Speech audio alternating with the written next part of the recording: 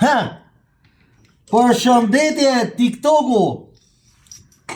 Ja pra, ritakohemi sërish me prezantimin e radhës.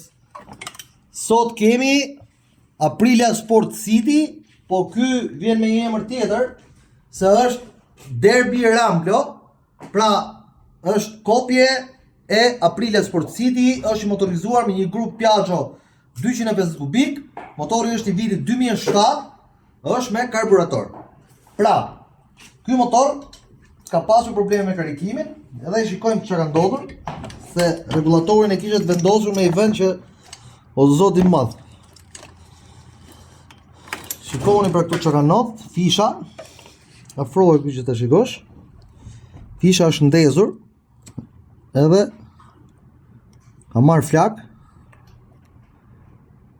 Pra, çfarë ndodh? Gjithmonë motorat krijojnë probleme të ndryshme. Ndaj që gjithmonë duhet të jeni korrent me mekanikun për të kontrolluar mjetin tuaj për disa probleme të ndryshme.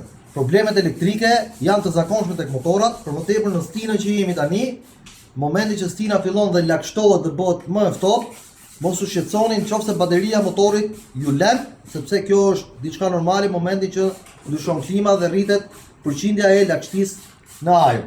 Sot do ndryshojmë këtë rregullator.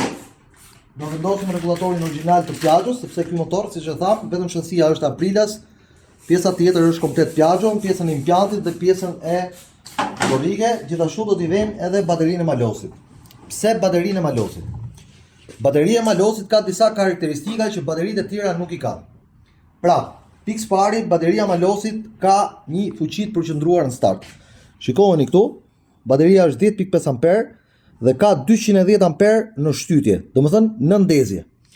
Bateritë e tjera nuk e kanë këtë lloj efekti, sepse fuqia ndezje e ndihmon motorin që të ndezi më shpejt.